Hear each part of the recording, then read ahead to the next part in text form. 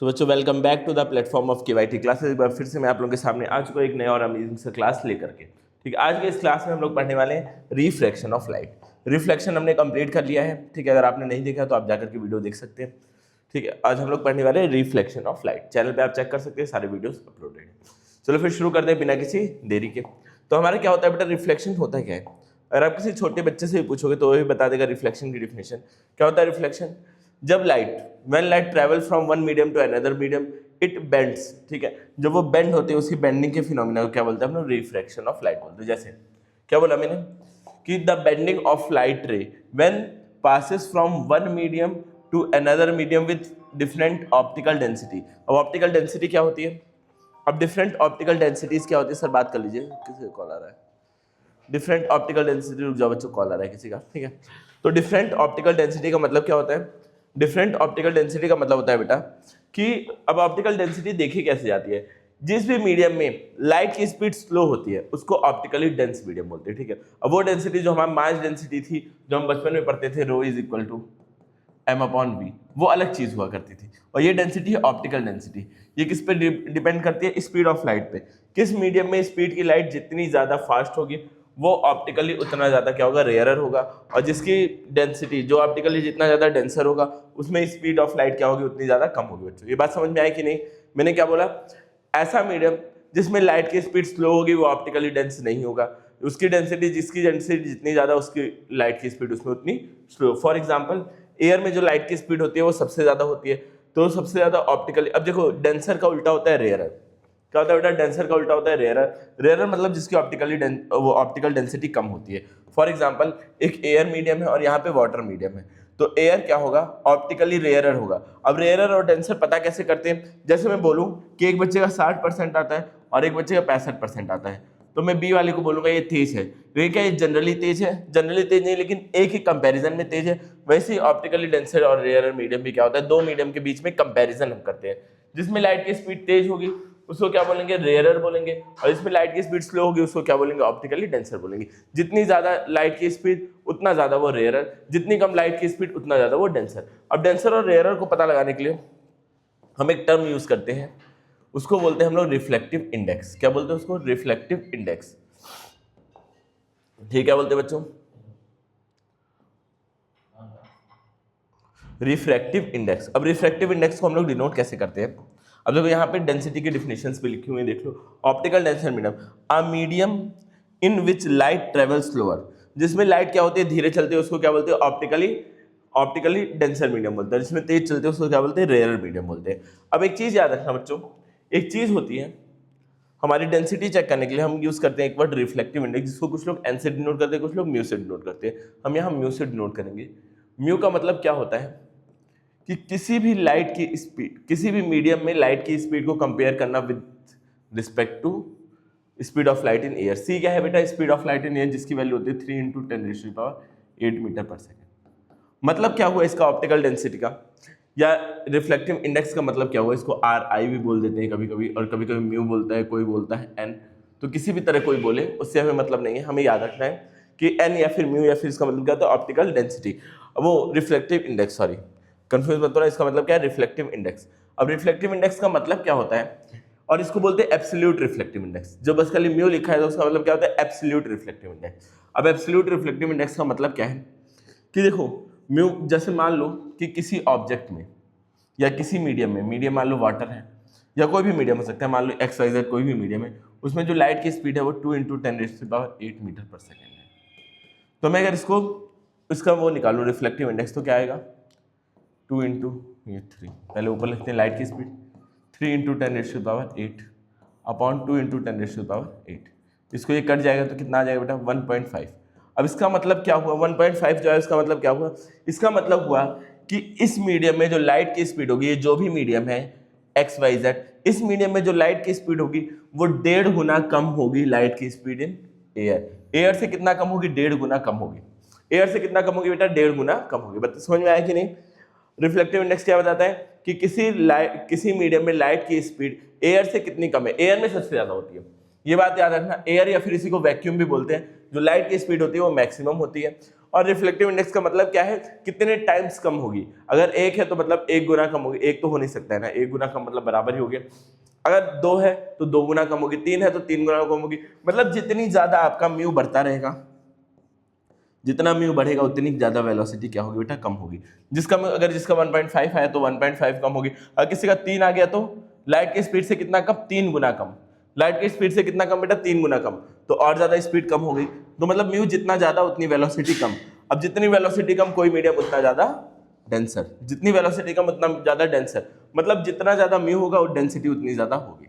Optical density उतनी ज्यादा होगी जितना ज्यादा उसका रिफ्लेक्टिव इंडेक्स। रिफ्लेक्टिव इंडेक्स बढ़ाते रहोगे, ऑप्टिकल डेंसिटी क्या होगी, बढ़ती रहेगी। फॉर एग्जाम्पल यहाँ पे लिखा हुआ है, ये लिखा नहीं है, ठीक है चलो कोई दिक्कत नहीं। तो जितना ज्यादा आप म्यू बढ़ाओगे, अब ये क्या, इसका मतलब क्या होता है, रिफ्लेक्टिव इंडेक्स ऑफ मीडियम, या फिर इसी को एब्सोल्यूट रिफ्लेक्टिव इंडेक्स भी बोलते हैं। ये सारी चीजें आपको समझ में आनी चाहिए, ठीक है बच्चों। अब अगर जैसे जैसे as mu increases velocity decreases और ऑप्टिकल डेंसिटी क्या होती है बच्चों, बढ़ती है। जितनी ज्यादा वेलोसिटी क्या होगी, कम होगी, उतनी ज्यादा ऑप्टिकल डेंसिटी क्या होगी बेटा, बढ़ती रहेगी। जितना ज्यादा ऑप्टिकल डेंस उतनी कम स्पीड। समझ आ रहा है कि नहीं, बोलो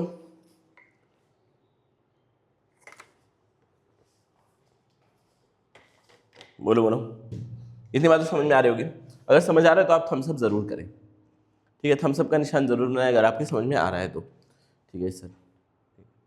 एक ही बच्ची पढ़ने वाली है क्या, बस वही पढ़ती है। अब एक चीज देखिएगा, जब भी लाइट, ठीक है, दो मीडियम में, एक डेंसर है एक रेयरर है, बनाता हूं यहाँ फिगर। अब इसको फुल्ली एक्सप्लेन मैं करूंगा विथ एग्जांपल, ठीक है, विथ एग्जांपल। मान लो ये ऑप्टिकल है, डेंसर मीडियम है, ये रेयरर है। क्या बेटा, डेंसर है एक और एक रेयरर है, ठीक है बेटा। ये एक डेंसर है और एक रेयरर है। अब एक एग्जांपल मैं आपको देता हूँ। आपको अपने स्कूल जाना है, मान लो ये वाली जो नीचे वाली बाउंड्री है यहाँ तक पहुँचना है, ये नीचे वाली बाउंड्री आपका स्कूल है। लेकिन स्कूल थोड़ा सा अजीब है। स्कूल में अजीब क्या है कि ना तो आप टाइम से पहले जा सकते हो स्कूल और ना ही टाइम के बाद। मतलब अगर आपका 8 बजे स्कूल है, 8 AM, तो आपको एग्जैक्ट 8 AM पे पहुंचना है। ना ही आप उससे 1 मिनट पहले 7:49 पे भी नहीं आ सकते हो, ना ही आप क्या कर सकते हो बेटा 8:01 पे आ सकते हो। होता नहीं है, वियर्ड रूल है। मत हाइपोथेटिकली सोचो कि ना पहले आ सकते हो ना ही बाद आ सकते हो स्कूल के। पहले आओगे तो भी पिटोगे, बाद में आओगे तो भी पिटोगे। अब देखना, अब लाइट क्या है, लाइट मान लो आप हो, आप यहाँ से निकले, यहाँ पे आपकी साइकिल की स्पीड क्या थी बेटा, स्लो थी। आपकी साइकिल की स्पीड क्या थी, स्लो थी। अब भीड़ भाड़ नहीं रही, भीड़ भाड़ रही होगी तो आपकी लाइट की स्पीड क्या, साइकिल की स्पीड क्या थी, स्लो थी। आप स्लो स्लो साइकिल चलाते हुए आए। अब यहाँ देखा, यहाँ देखा, ये डेंसर है, डेंसर में स्लो ही होती है। अब यहाँ ये रेयरर मीडियम है, यहाँ पे आपकी लाइट की स्पीड, आपकी साइकिल की स्पीड फास्ट हो गई। आप तो यहाँ से अंदाजा लेकर के आए थे कि इस स्पीड से अगर मैं चलूंगा तो 8 बजे पहुंच जाऊंगा, लेकिन अब यहाँ पे लाइट आपकी स्पीड क्या हो गई, तेज हो गई। अब अगर स्पीड तेज हुई तो आप टाइम से पहले पहुंच जाओगे कि नहीं। अगर आपकी स्पीड तेज हो गई तो मतलब आप टाइम से पहले पहुंच जाओगे तो मार खाओगे। तो आपने क्या किया कि साइकिल की स्पीड तो तेज हो गई है, लेकिन आपने क्या किया बेटा, रास्ते को लंबा कर दिया। रियल में जाना कैसे था, रियल में आप जाते कैसे, अगर आप सेम रास्ते पे चलते ऐसे जाते, और लाइट की अगर आपकी स्पीड तेज हुई थी तो मतलब आप टाइम से पहले पहुंच जाते स्कूल, टाइम से पहले पहुंच जाते। और पहले पहुंचना मतलब मार खाना है, तो मार तो खाना नहीं है। तो आप क्या करोगे बेटा, चालाकी दिखाओगे। चालाकी दिखा के क्या करोगे, इस रास्ते से ना जाकर के रास्ते को थोड़ा लंबा कर दोगे। अब अगर आपने रास्ते को थोड़ा लंबा कर दिया, अगर आपने रास्ते को थोड़ा लंबा कर दिया तो क्या आप अब सेम टाइम पे पहुंचोगे। स्पीड तेज है लेकिन रास्ता आपने बढ़ा दिया, स्पीड तेज है लेकिन रास्ता आपने क्या कर दिया, लंबा कर दिया। तो आप क्या पहुंचोगे, लेट में स्कूल पहुंचोगे, मतलब जिस टाइम पे पहुंचना था उसी टाइम पे पहुंचोगे। तो देखो, जब भी डेंसर से रेयरर में आती है तो जो लाइट है, देखो अब लाइट पे आ जाते हैं, हमने ह्यूमन एग्जांपल लिया, अब लाइट पे आ जाते हैं। तो लाइट क्या होती है, नॉर्मल, ये होता है नॉर्मल। नॉर्मल मतलब क्या होता है, 90 डिग्री का एंगल बनाता है जो भी सर्फेस है उसको नॉर्मल बोलते हैं। तो ये जाना कैसे था, अवे फ्रॉम द नॉर्मल हो जाती है। जब भी क्या होता है बेटा, डेंसर से रेयरर, जब भी लाइट डेंसर से रेयरर में ट्रेवल कर रही है तो क्या होगी, away from, away from normal, ठीक है। डेंसर से रेयरर में जाते टाइम क्या होता है, नॉर्मल से दूर चली जाती है। कहाँ चली जाती है बेटा, नॉर्मल से दूर चली जाती है, ठीक है। अब देखिएगा आगे की चीज, ये हो गया पहला केस, ये हो गया आपका पहला केस। अब दूसरा केस आपको समझाऊं, दूसरा केस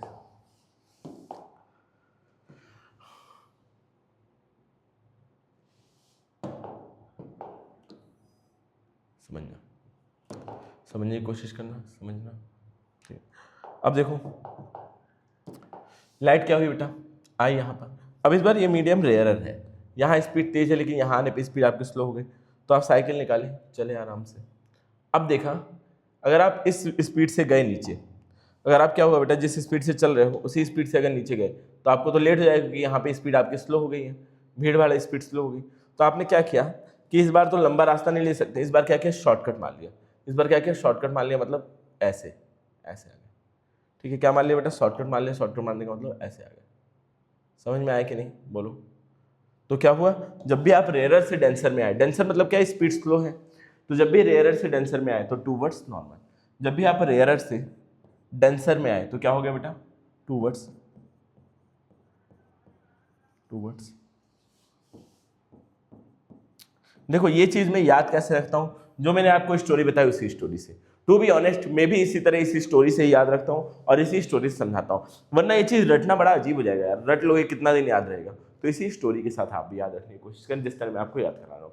क्या ये बातें थोड़ा थोड़ा समझ में आई, बोलो बेटा। अदिति समझ में आया कि नहीं, बोलना समझ में आया बेटा, समझ में आया तो थम्स अप कर दीजिए। अब बाकी होता है नो बेंडिंग का केस। ऐसे दो केस होते हैं जिसमें लाइट बेंड ही नहीं करती है, ठीक है। इन दोनों में तो रेयरर से डेंसर में गई तो away from normal toward the normal. अब ऐसे दो केस हैं दुनिया में जिसमें लाइट बेंड ही नहीं करती। अब दोनों केस में आपको अलग पेज में दिखा देता हूं। यह है आपका सरफेस, यहां पे है नॉर्मल, ठीक है।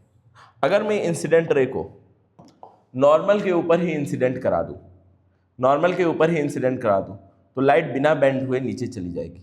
इसका मतलब क्या हुआ, अच्छा ये मैं आपको बताऊं कि जो नॉर्मल और इंसिडेंट रे के बीच का एंगल होता है उसको एंगल ऑफ इंसिडेंट बोलते हैं, और नॉर्मल और रिफ्लेक्टेड रे का एंगल होता है उसको एंगल ऑफ रिफ्लेक्शन बोलते हैं। आपको पता होगा, बाकी मैंने बता भी दिया।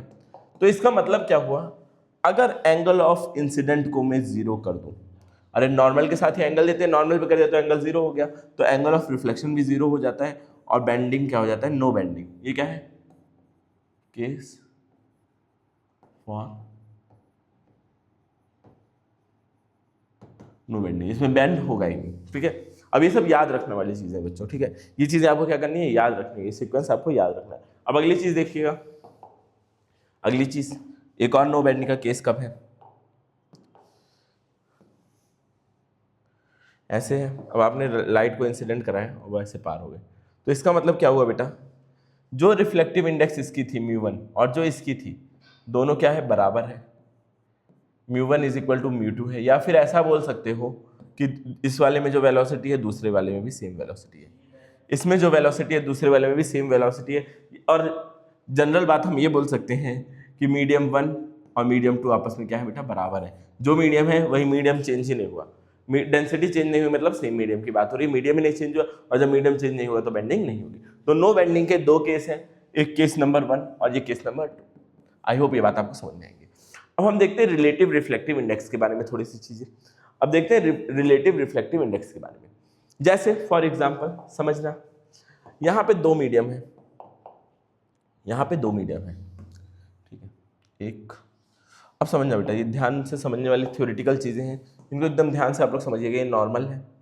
अब यहाँ पर आ रही है एक इंसिडेंट रे, यहाँ पर क्या आ रही है बेटा, एक इंसिडेंट रे आ रही है, ठीक है। एक इंसिडेंट रे आ रही है, अब वो बेंड हुई या कुछ भी हुआ, वट एवर इट इज, कुछ भी बेंड हुआ या जो भी है। अब देखो इसमें जो है, इसकी जो रिफ्लेक्टिव इंडेक्स है वो μ1 है, इसमें जो वेलोसिटी है वो v1, इसकी जो रिफ्लेक्टिव इंडेक्स है μ2 है, और इसकी वेलोसिटी क्या है बेटा, v2 है। अब अगर मैं बेटा, अब अगर मैं ये देखूं, μ1 की वैल्यू क्या होती है, c/v1, और μ2 की वैल्यू क्या होती है बेटा, c/v2। क्या होती है, c/v2। अब मैं अगर इन दोनों इक्वेशन को डिवाइड करूं, μ1/μ2 करूं, तो ये डिवाइड होगा cv1/cv2। अब क्या होगा, डिवीजन का मतलब क्या होता है, उल्टा करके मल्टीप्लाई, ये म्यू है, ठीक है। यू की तरह मैं बना देता हूँ कभी कोई, तो काइंडली एडजस्ट बच्चों, सॉरी क्या हो रहा है, μ1/μ2 is equal to cv1 divided by cv2। Division का मतलब क्या होता है, उल्टा करके मल्टीप्लीकेशन। क्या होता है बच्चों, उल्टा करके मल्टीप्लीकेशन, मतलब cv1 इंटू v2/c। इससे ये कट जाएगा तो v2/v1, तो हमारा क्या बनेगा बेटा, μ1/μ2 इज इक्वल टू v2/v1। और इसी चीज को μ1/μ2 को हमने एक नाम दे दिया, reflective index of two, reflective index of two with, sorry उल्टा कर दिया मैंने ना, ये ऐसे हो जाएगा, reflective index of one, of medium one with respect to, with respect to बेटा, तो इसको हम ऐसे बोल देते हैं, जिसके रिस्पेक्ट में बात करते हैं उसको लिखते हैं पहले, जिसके रिस्पेक्ट में बात करते हैं उसको लिखते हैं पहले, और जिसकी बात करते हैं उसको लिखते हैं बाद में, जो कि होगा V2 अपॉन V1। मतलब इसको बोल देते हैं relative reflective index V2 upon V1। समझ आया कि नहीं? बोलो बच्चों, क्या बोला मैंने? Reflective index of two with respect to one, reflective index of two with respect to one, मतलब sorry, reflective index of one with respect to two, reflective index of one with respect to two, second medium. अब जिसके respect में निकालते हैं उसको रखते हैं ऊपर, जिसके रिस्पेक्ट में निकालते हैं उसको लिखते हैं आगे। रिस्पेक्ट करना मतलब आगे और ऊपर रखना, तो जिसके रिस्पेक्ट में निकालते हैं उसको रखते हैं म्यू के आगे, सबसे आगे, और जिसके रिस्पेक्ट में निकालते हैं उसको रखते हैं ऊपर। समझ में आ रहा है कि नहीं? बोलो बोलो बोलो बच्चों, आ रहा है समझ में? तो अगर मैं निकालना चाहूँ reflective index of two with respect to one, reflective index of two with respect to one, तो मैं कैसे लिखूंगा इसको? जिसके रिस्पेक्ट में निकालना है पहले, उसको बाद में।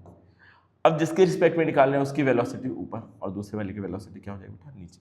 क्या हो जाएगी? नीचे। ठीक है, हो जाएगी नीचे। और इसको अगर एब्सोल्यूट रिफ्लेक्टिव इंडेक्स के टर्म में लिखूं, ठीक है, तो वो क्या हो जाएगा?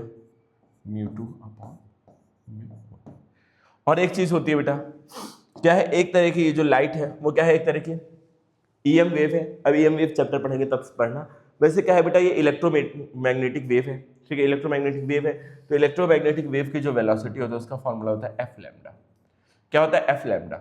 जो वेलोसिटी और लैम्डा वो तो मीडियम पे डिपेंड करते हैं, डिपेंड्स ऑन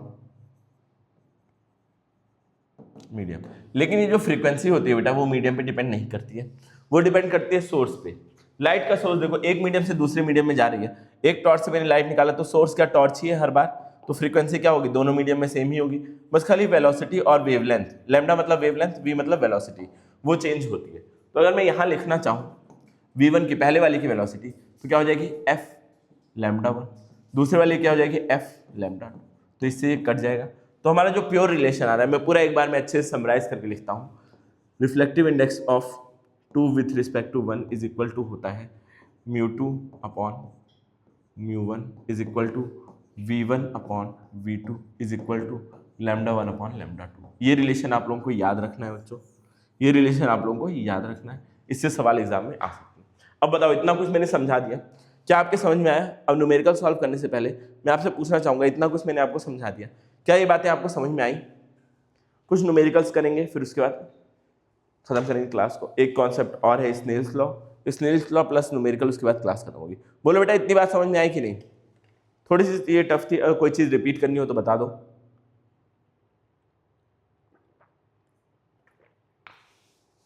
कुछ भी ऐसा आपको लगता हो कि मैं रिपीट कर सकता हूं तो मैं रिपीट कर दूंगा, बोलो।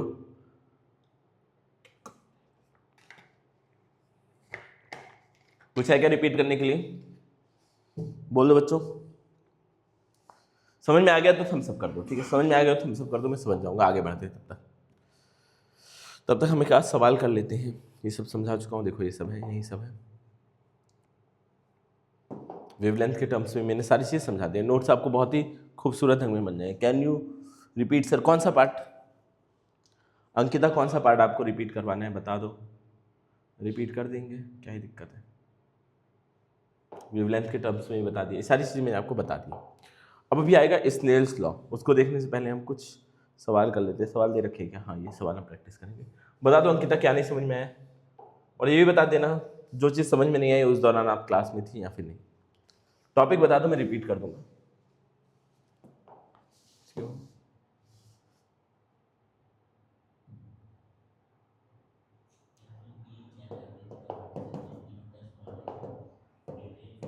ये थोड़ा हैंग करने लगा है, पता नहीं क्यों।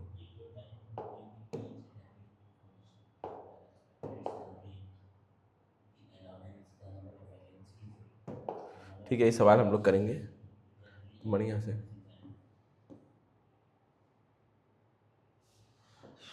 चलो पता नहीं क्या हो गया, थोड़ा सा हैंग हो गया। ठीक है, क्या बेटा? रिफ्लेक्टिव फार्मूला,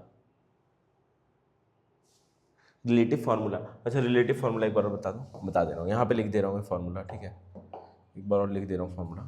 क्या होता है? μ1 μ2, मतलब reflective index of 2 with respect to 1, इसका होता है μ2 अपॉन μ1, और होता है v1 अपॉन v2।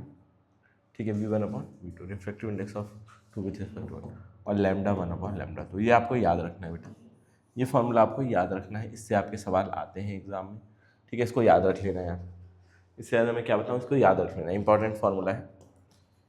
बाकी अगर आपने थोड़ी सी भी क्लास मिस की है तो एक बार आप उसको देख लीजिए बेटा, सारी चीज़ें समझ में आ जाएंगी। एक बार वीडियो को बैक करने का ऑप्शन तो आ रहा होगा शायद, तो एक बार बैक करके आप वीडियो को देख लीजिए, आपकी समझ में आ जाएंगी चीज़ें। अब देखिए आगे बढ़ते हैं, क्या चीज़ें देखिए।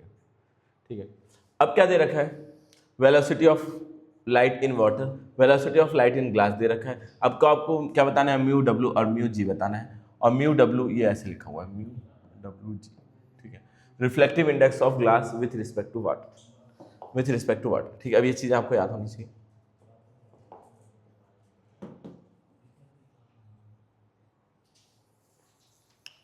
अब बस खाली ऐसे लिखा हुआ है म्यू डब्ल्यू, तो उसका मतलब क्या हो रहा है? एब्सोल्यूट रिफ्लेक्टिव इंडेक्स की बात हो रही है। उसका फॉर्मूला क्या होता है? सी अपॉन वी होता है। अब सी की वैल्यू क्या होती है? 3 × 10⁸ 8, और वी की वैल्यू दे रखी है वाटर के लिए 2.25 × 10⁸ 10⁸ से 10⁸ कट जाएगा, बचेगा क्या? 3 अपॉन 2.25, पॉइंट हटेगा, 2 0 बढ़ जाएगा। 5 4 × 20, 5 5 25, 60, 5 × 5 5 5 9 45, 3 3 9, 3 4 12, तो 4/3, 4/3 को अगर मैं सॉल्व करूंगा, 3 1 3, 1.33 आएगा। ठीक है, 1.33 एंड सो ऑन आएगा, 1.33 एंड सो ऑन आएगा। अब अगला देखो म्यू जी। अच्छा, म्यू जी आप लोग निकाल के दिखाइए, म्यू जी एक बार ट्राई करिए आप लोग निकाल करके।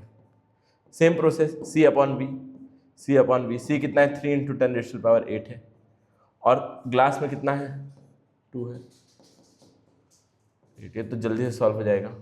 2/3 मतलब 1.5, क्या आ जाएगा? 1.5। अब इस 1.5 का मतलब क्या है कि जो ग्लास में होती है लाइट की स्पीड, वो कितना कम हो जाती है? 1.5 टाइम्स कम हो जाती है। कितना कम हो जाती है बेटा? 1.5 टाइम्स कम हो जाती है। अब ये बढ़िया पूछा सवाल, reflective index of glass with respect to water, तो जिसके रिस्पेक्ट में बोलते हैं उसको ऊपर रखते हैं, मतलब 2.25 × 10⁸ को ऊपर रखेंगे, और ग्लास का जिसकी निकालते हैं उसको नीचे रखते हैं, 10⁸ ये इससे कट जाएगा। अब इसको काटेंगे तो 2 1 2, 2 1 2, अब 5 को करेंगे तो 2 2 4, ये कुछ आ जाएगा ऐसा कुछ। ठीक है, ऐसा कुछ आ जाएगा 1.20। समझ में आया कि नहीं? बोलो बोलो बच्चों, समझ में आया कि नहीं? न्यूमेरिकल जो हमने सॉल्व किया है अभी, बोलिएगा अगर नहीं समझ में आया तो बताओ, अगर समझ में आया तो भी बता दो, नहीं समझ में आया तो भी बताओ बेटा, अगर समझ में आ गया तो भी बता दो। आगे बढ़े, आ गया। ठीक है, आदित्य क्या आ गया समझ में? अंकिता आप क्या आया या नहीं बोलिएगा? ठीक है, आया समझ में या नहीं ये भी बोलिएगा। ठीक है, वेरी गुड। अब हम आते हैं स्नेल्स लॉ पे, पहले आ जाते हैं स्नेल्स लॉ पे, फिर हम आगे की चीज़ें देखेंगे। ठीक है, प्रैक्टिस क्वेश्चंस भी हैं, 3 4 हैं प्रैक्टिस क्वेश्चन। ठीक है, स्नेल्स लॉ क्या बोलता है बेटा? स्नेल लॉ क्या बोलता है? देखो हमने क्या देखा था कि एक मीडियम से दूसरे मीडियम में लाइट जा रही है। ठीक है, एक मीडियम से दूसरे मीडियम में लाइट जा रही है, ऐसे कहीं, फिर मान लो अवे फ्रॉम नॉर्मल हो गई या टूवर्ड द नॉर्मल हो गई, उससे क्या ही फर्क पड़ता है? ये आई है, ये मीडियम n1 है, इसका रिफ्लेक्टिव इंडेक्स, इसका रिफ्लेक्टिव इंडेक्स n2 है। μ1 μ2 भी बोल सकते हो, चलो अभी तक म्यू पढ़ते हैं तो μ1 μ2 कर लेते हैं, नहीं तो आप लोग चिल्लाने लगोगे। ये है μ1 और इसका रिफ्लेक्टिव इंडेक्स क्या है बेटा? μ2। एब्सोल्यूट की बात हो रही है, और ये है r, क्या है? ये है r। अब देखो क्या किया गया, जैसे हमें क्या था, रिफ्लेक्शन में हमारे पास रिलेशन था angle I is equal to angle R, ये रिलेशन हमारे पास था। वैसे हमें क्या करना था बेटा? एंगल ऑफ इंसिडेंट और एंगल ऑफ रिफ्लेक्शन के बीच में एक और रिलेशन निकालना था, मतलब रिफ्लेक्शन में I और R के बीच में रिलेशन निकालना था in terms of refraction. Refraction के दौरान इन दोनों में जो रिलेशन है वो हमें निकालना था। तो उस रिलेशन को निकालने के लिए हमने क्या बनाया बेटा, एक फॉर्मूला, बहुत सारी चीज़ें ट्राई की, फिर कुल मिला जुला के हमारे पास जो आया निष्कर्ष वो आया कि जो साइन आई होता है अपॉन साइन आर वो होता है कांस्टेंट। क्या होता है बेटा, कांस्टेंट। इसका मतलब क्या है कि आप किसी भी एंगल पे, जैसे यहाँ पे दिया हुआ है, जैसे यहाँ दिया हुआ है, पहली बार मैंने I1 एंगल पे कराया, फिर I2 एंगल पे रिफ्लेक्शन कराया, फिर I3 एंगल पे, लेकिन हर सूरत में जो आई साइन आई अपॉन आर होगा वो हमेशा क्या होगा, कांस्टेंट होगा। वो हमेशा क्या होगा बेटा, कांस्टेंट होगा। इसकी वैल्यू हमेशा सेम आएगी। और मजे की बात तो ये थी कि ये एक चीज के और बराबर आ गया। किसके बराबर आ गया, μ2 अपॉन μ1 के बराबर भी आ गया। किसके बराबर आ गया बच्चों, μ2 अपॉन μ1 के बराबर आ गया। μ2 अपॉन μ1 के भी ये बराबर आ गया। अब इतना μ1 है नीचे, अब इतना गंदा याद रखना बड़ा मुश्किल है, इतना गंदा बड़ा याद रखना बड़ा मुश्किल है। तो मैं कैसे याद कराता हूँ बच्चों, मैं किस तरह याद कराता हूँ, ऐसे इसको इधर भेज दो, μ1 sine I is equal to μ2 sine R, μ1 sine I is equal to μ2 sine R. इस तरह से आप याद रखना। मतलब ये वाले का रिफ्लेक्टिव इंडेक्स, ये वाला एंगल का प्रोडक्ट बराबर होता है इन दोनों के, इन दोनों का प्रोडक्ट इन दोनों का एंगल बराबर होता है इन दोनों के। तो इसी तरह आप याद रखिएगा। क्या ये बातें आपको समझ में आई स्नेल्स लॉ की? ये बातें बच्चों समझ में आई कि नहीं, बोलो। अगर समझ में आया तो हम एक आध न्यूमेरिकल और करते हैं, फिर हमारी क्लास को एंड करेंगे। बोलो समझ में आया कि नहीं, बोलो बोलो। अगर समझ में आया तो थम्स अप, बाकी फिर आगे बढ़ते हैं। अब देखो सवाल क्या दे रखे हैं, lambda A is equal to इतना ऑफ डायमंड, ठीक है, रिफ्लेक्टिव इंडेक्स ऑफ डायमंड इतना। अब आपको बताना है, देखो एयर का जो वो दे रखा है वेवलेंथ, एयर की जो वेवलेंथ लैम्डा दे रखी है वो क्या दे रखी है, ए दे रखी है, और इसकी दे रखी है कितनी, डायमंड का रिफ्लेक्टिव इंडेक्स दे रखा है, तो डायमंड का लैम्डा निकालना है। तो हमने पढ़ रखा है बच्चों V1 upon V2 is equal to V1 upon V2 is equal to lambda 1 upon lambda 2, lambda 1 upon lambda 2। V1 upon V2 को हम ये भी बोल सकते हैं, V1 अपॉन V2 को हम लोग ये भी बोल सकते हैं μ1 μ2 बोल सकते हैं, मतलब रिफ्लेक्टिव इंडेक्स ऑफ दैट। अब ये क्या दे रखा है, मतलब इसका है कि एब्सोल्यूट की बात कर रहा है। एब्सोल्यूट का मतलब क्या हो गया, एयर के कंपैरिजन में निकालना, एयर के कंपैरिजन में निकालना, मतलब क्या हो जाएगा, mu V air upon V diamond, या फिर इसको बोल सकते हैं lambda air upon lambda diamond. तो अब मेरे पास ये चीज़ दे रखी है 2.4, मतलब ये 2.4 है, बराबर क्या होना चाहिए, लैम्डा ए अपॉन लैम्डा डी के। क्या होना चाहिए, लैम्डा ए। क्या ये बात समझ में आ रही है? मैंने क्या बोला बेटा कि एब्सोल्यूट है ये, एब्सोल्यूट मतलब एयर से कंपैरिजन करना। तो एयर से कंपैरिजन का मतलब क्या होता है, velocity of light in air upon velocity of light in diamond. अब ये चीज़ देखो, लैम्डा ए दे रखा है, अब ये में 2.4, लैम्डा ए कितना दे रखा है 4800, एमएस्ट्रॉन में चेंज मत करो क्योंकि बाद में कट ही जाना है, अपॉन लैम्डा डी। अब लैम्डा डी निकालना है, उधर भेज दो, lambda D is equal to क्या हो जाएगा 4800 अपॉन 2.4। अब पॉइंट हट के यहाँ 0 आ जाएगा, 24 2 टाइम्स होगा ना, तो क्या हो जाएगा 2000, क्या हो जाएगा 2000 एंगस्ट्रॉम। समझ आया बच्चे इसको, ये भी न्यूमेरिकल 2000 एंगस्ट्रॉम, ठीक है। अब आगे बढ़ते हैं नेक्स्ट न्यूमेरिकल की तरफ। चलो ये बता दो, ये बता दो, चलो मैं थोड़ी देर का आपको टाइम देता हूँ, 1 मिनट का, इसको सॉल्व करने का आपके पास 1 मिनट का टाइम है। ये बता दो, स्नेल्स लॉ लगेगा आपके पास, हिंट यही है, स्नेल्स लॉ लगेगा। आप बताओ,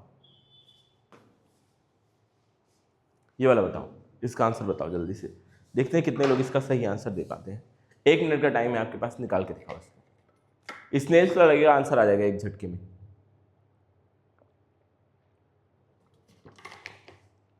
चलो इसका पहला वाला पार्ट निकालो, रिफ्रैक्शन। डेविएशन में बाद में बताऊंगा, मतलब डेविएशन में निकालूंगा, आप पहला वाला बस निकाल दो और आंसर मुझे बताओ। पहला वाला बस निकाल दो, आंसर मुझे बताओ, आंसर मुझे बताओ जल्दी से। अच्छा, ये एंगल ऑफ इंसिडेंट 60 है, ये नहीं है 60 है, हाँ ये है एंगल ऑफ इंसिडेंट 60 है, ठीक है। The angle of incident with normal is 60, normal के साथ एंगल ऑफ इंसिडेंट 60 है, ये दिया। करके दिखाओ, 13 सेकेंड। आंसर बेटा निकाल दो इसका यार, ऐसा तो मत करो। पेन कॉपी तो लेके ही बैठा करो एटलीस्ट, पेन और कॉपी तो लेके ही बैठा करो एटलीस्ट। नहीं आया, किसी का आएगा? मैंने क्या बोला था बेटा, इसका रिफ्लेक्टिव इंडेक्स और इसका साइन, मतलब मैं ऐसा बोल सकता हूँ μ1 sine I is equal to μ2 sine R. अब म्यू वन क्या दे रखा है, 1 दे रखा है। साइन आई कितना दे रखा है, 60 दिया हुआ है, is equal to mu two कितना है, म्यू टू कितना है, √3 है साइन आर। अब देखना हमें साइन आर की वैल्यू निकालनी है। साइन 60 की वैल्यू क्या होती है बच्चों, √3/2 is equal to √3 sine R. ये √3 से √3 गया तो sine R is equal to 1/2 आ जाएगा। तो आर की वैल्यू कितनी आ जाएगी बच्चों, 30 डिग्री। आर कितना आ गया, एंगल ऑफ रिफ्रैक्शन कितना आ गया, 30 डिग्री आ गया। अब डेविएशन पूछा है, अगर ये रिफ्रैक्शन नहीं होता तो क्या लाइट यहाँ से कहीं से जाती, ऐसे ऐसे ही तो जाती है। फिगर थोड़ा गंदा बना हुआ है, मतलब ये पूरा एंगल कितना होता, ये पूरा एंगल तो 60 होता है। कितना डेविएट हुई है, इतना सा डेविएट हुई है, इसको बोलते हैं डेल से डिनोट करते हैं एंगल ऑफ डेविएशन। अभी आप ग्लास स्लैब पढ़ोगे अगली क्लास, अगली क्लास में, तो उसमें आपको पता चलेगा एंगल ऑफ डेविएशन को डेल से डिनोट करते हैं। तो जो डेल होता है ना बेटा, उसका फॉर्मूला होता है कितना डेविएट हुई है, एंगल आई माइनस आर का मॉड, आई माइनस आर का मॉडुलस, ठीक है। मतलब दोनों के बीच का डिफरेंस देख रहे थे, आई कितना है 60 है, आर कितना है 30 है, तो ये कितना आ जाएगा बच्चों, डेविएशन कितना आ जाएगा 30। मतलब ये डेविएट कितना हुआ है, जाना था 60 से लेकिन गया 30 से, तो कितना डेविएट हुआ, 30 डेविएट हुआ। जाहिर सी बात है कितना डेविएट हुआ बेटा, 30 डेविएट हुआ। अब बोलिए समझ में आया। अब एक दो सवाल है वो आपको करके दिखाने हैं, ईमानदारी से बताओ बेटा समझ में आया या फिर रिपीट करना है, एकदम ईमानदारी के साथ बताइए। समझ में, जो रिकॉर्डेड देख रहे हैं वो लोग मुझे कमेंट में लिख सकते हैं कि सर दोबारा बता दीजिए। बाकी सब लोग ईमानदारी से बताओ बेटा ये क्या चीज़ समझ में आया आपके, बोलिएगा क्या ये आप लोगों के समझ में आया है, बोलो बच्चों समझ में आया कि नहीं है। अगर समझ में आया बहुत अच्छी बात है। तो अब आपको ये करके दिखाना है, थोड़ा सा टफ सवाल दे रहा हूँ, 2 सवाल हैं, दोनों थोड़े थोड़े टफ हैं, कंपटीशन लेवल के हैं, लेकिन आप अगर कर लोगे ना बेटा तो बहुत मज़ा आ जाएगा। अगर आप ये खुद से कर लिया तो मज़ा आ जाएगा सच में। ठीक है, वेरी गुड, समझ में आया, ठीक है। ठीक है, करो बच्चों जल्दी से इसको ट्राई करो, ट्राई दिस आउट, ट्राई करो। चलो 1 मिनट का टाइम दे दो इसके लिए, छोटा सा टाइम देते हैं 1 मिनट, ठीक है। आप दोनों ने सब किया, मतलब दोनों की समझ में आया, वेरी गुड। अब 1 मिनट का मैं टाइम दे रहा हूँ, सॉल्व करके ट्राई करो, एक बार ट्राई करो बेटा, आ जाएगा आंसर। सवाल को देख के डरना नहीं है, ट्राई करना है जरूर, लड़ना है सवाल से।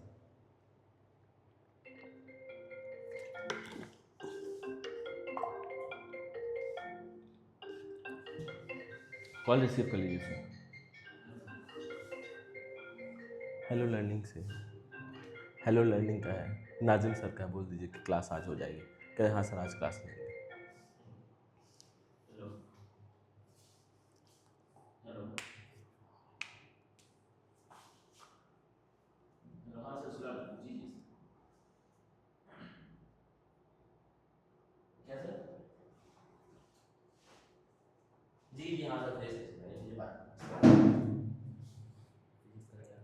हेलो अस्सलाम वालेकुम सर। जी सर बताएं।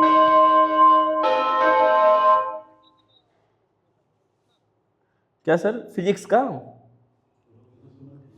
हाँ सर, फिजिक्स का बचा हुआ है बस, खाली हो गया। फिजिक्स का सर वही 2-4 चैप्टर्स है, टोटल 4 टॉपिक।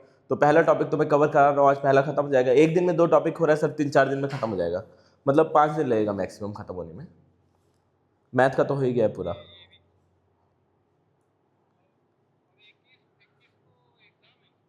अच्छा अच्छा,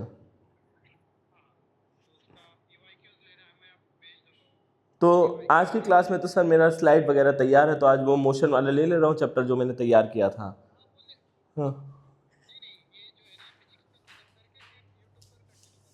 अच्छा, फिजिक्स का मतलब 4-5 दिन में ख़त्म कर लो, फिर PYQ लेना है ना, ऐसा? ठीक है सर, तो PYQ आप भेज दीजिएगा, फिर मैं फिजिक्स ख़त्म कर लेता हूँ, उसके बाद से PYQ शुरू करता हूँ यूट्यूब पे। ठीक है सर, अभी डाल दूंगा मैं, 8 बजे से क्लास है, डाल दूंगा मैं। ठीक है सर, ठीक है, सलाम। म्यूट है वहाँ से।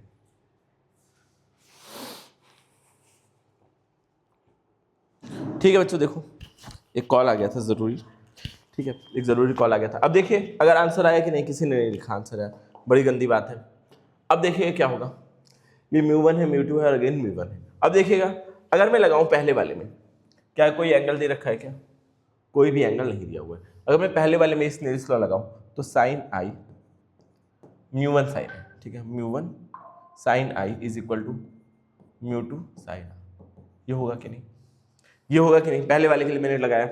अब अगर दूसरे वाले में लगाऊं तो ये वाला इसका रिफ्लेक्टिव इंडेक्स और ये वाला, ये एंगल आर होता है यार। ये आर है तो ये भी क्या होगा बेटा, आर ही होगा। अरे अल्टरनेट इंटीरियर एंगल ये आर है तो ये भी क्या होगा, आर ही होगा। तो अगर मैं इसमें लगाऊं μ2 sine R is equal to, ये क्या है बेटा, अगेन μ1 साइन ई, है कि नहीं बोलो। अब अगर मैं देखूं ये दोनों इक्वेशन का ये दोनों पार्ट बराबर है तो ये दोनों आपस में बराबर होंगे कि नहीं। अरे ये बराबर है दोनों का तो ये भी आपस में बराबर होंगे। तो ये क्या हो जाएगा, μ1 sine I is equal to μ1 sine E, μ1 से μ1 कैंसिल, तो sine I is equal to sine E. तो आई जो एंगल होगा वो किसके बराबर होगा बेटा, ई के बराबर होगा। आई और ई आपस में बराबर होंगे एंगल। तो यहाँ पूछा है जो एंगल ई है वो किसके बराबर है, आई के बराबर है। एंगल ई किसके बराबर बेटा, आई के बराबर है। अब ऐसे एकदम सिमिलर सवाल मैं आप लोगों को दे रहा हूँ होमवर्क के लिए। इसको आप लोग बेटा होमवर्क में, या तो मैं करा दे रहा हूँ, चलो इसको भी करा देता हूँ, एक लास्ट सवाल बचा है होमवर्क के लिए, आपको बाद में सवाल मिल जाएंगे।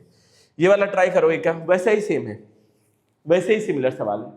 बोलो कर पाओगे क्या ट्राई, है हिम्मत करोगे ट्राई, बोलो एक बार कर सकते हो क्या ट्राई, बोलिए।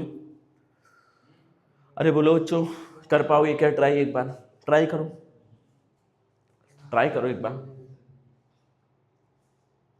ट्राई तो करो। हट जा रहा हूँ, ट्राई करने का टाइम देता हूँ आपको, इसको भी चलो 1 मिनट का इसके लिए भी टाइम दे रहा हूँ बेटा, लेकिन ट्राई ज़रूर किया करो, ठीक है। 1 मिनट का टाइम मिल रहा है तो आप ट्राई ज़रूर किया करो। अगर 1 से ज़्यादा टाइम चाहिए तो भी आप पॉज करके किया करो। देखो कोई भी बच्चा आंसर नहीं दे रहा है, इतना डिटेल पढ़ाने के बाद भी अदिति और अंकिता समझ में नहीं आ रहा है बेटा तो भी बोल दो, और समझ में आ रहा है तो आंसर तो बनता है ना, आंसर देना पड़ेगा अगर समझ में आ रहा है, और नहीं आ रहा है तो भी बता दो कि सर नहीं समझ में आ रहा है, ठीक है। दोनों से केस में आप बता सकते हो चीज़ें। पिछला वाला समझ में आया था कि नहीं ये बताओ, पिछला वाला सवाल दोबारा समझाऊं क्या, रिपीट लिख दो अगर पिछला दोबारा समझाना है तो।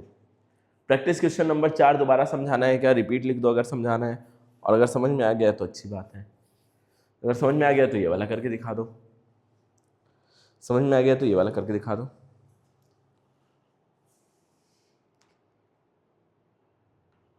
समझ में आ गया तो ये करके दिखा दो, और नहीं समझ में आया तो रिपीट लिख दो।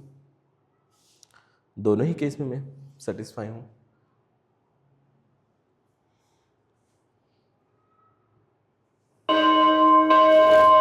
चलो नहीं आया आंसर ना, पता समझे। देखो यहाँ से ये 30 है, ये आर होगा। अब ये देखो ये दोनों साइड बराबर है किसी भी ट्राइंगल के, तो ये भी क्या होगा, आर होगा। अब मैं पहले वाले से दूसरे वाले में जा रहा हूँ, इसके रिफ्लेक्टिव इंडेक्स 1 है और साइन कितना दे रखा है 30 इज इक्वल टू, इसके रिफ्लेक्टिव इंडेक्स √3 है और ये क्या है साइन आर। अब दूसरे वाले के लिए लगाऊँ तो रिफ्लेक्टिव इंडेक्स √3 है और ये क्या है साइन आर। और इस वाले में देखो अगर बाहर जा रहा हूँ, बाहर यहाँ पे मीडियम की फिर से अगेन क्या होगा, एयर में आ जा रहा हूँ वापस, तो क्या हो जाएगा 1 और साइन। अगेन ये वाला और ये वाली इक्वेशन आपस में बराबर है, तो मैं ऐसा बोल सकता हूँ 1 sine 30 is equal to 1 sine E. तो E इज इक्वल टू क्या आ जाएगा 30 degree, E is equal to क्या आ जाएगा 30 डिग्री, मतलब ए ऑप्शन करेक्ट हो जाएगा, ये ऑप्शन करेक्ट है। अब बोलो बेटा रिपीट करना है या फिर समझ में आ गया है, बोलो। 2 सवाल मैंने कराए, अभी चौथा और पांचवा थोड़े टफ थे, थोड़ा ये लेवल हाई था, तो बताओ इनको रिपीट करना है या फिर समझ में आ गया। समझ में आ गया तो एक बार जल्दी से थम्स अप कर दो, क्लास को एंड कर दूं मैं, और नहीं समझ में आया तो बोल दो रिपीट। बोलो बच्चों क्लास को एंड करूं या फिर रिपीट करूं, बताओ जल्दी से बोल दो। समझ में आ गया तो अच्छी बात है, नहीं समझ में आया तो मैं रिपीट भी करने को तैयार हूं पूरी तरह। बोलो बच्चों समझ में आ गया, समझ आ गया क्या, समझ आ गया, ठीक है। ठीक है फिर आज के लिए इतना ही रखेंगे बच्चों, मिलते हैं फिर नेक्स्ट क्लास में। Thank you for watching.